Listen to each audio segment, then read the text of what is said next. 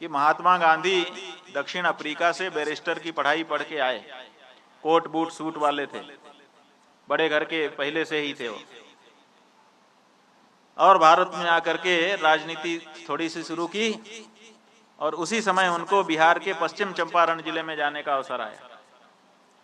तो किसी घर में उनको रुकने का मौका मिला कि हम वहां पर उस घर में जाएंगे। और जब गांधी जी उस घर में गए तो जो माता थी वो आई और वो गांधी जी के पैर छू करके मिली और मिल करके घर में चली गई।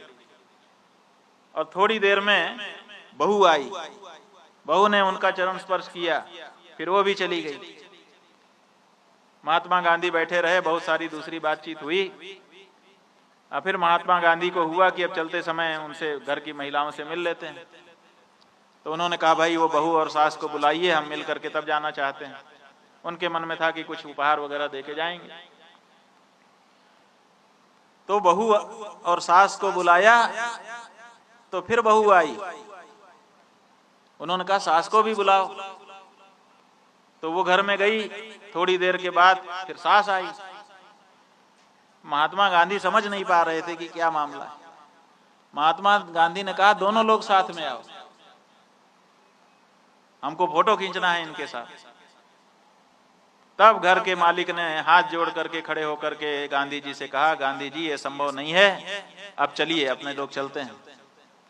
गांधी जी ने कहा क्या बात, क्यों नहीं चल सकते? तो उसने आग्रह करने पर बताया कि ये संभव नहीं है कि दोनों एक साथ आपके सामने आ सकें, क्योंकि हमारे घर में एक ही साड़ी है। जब बहू पहनती है तब वो बाहर आती है, और जब बहू सास को आना होता है तो बहू घर के अंदर हो जाती है और साड़ी निकाल करके सास को देती है। सास उसी साड़ी को लपेट करके तब बाहर आकर के व्यवहार करती है। दो साड़ी हमारे घर में नहीं है। गांधी जी की आंखों से आंसू बहने लगे।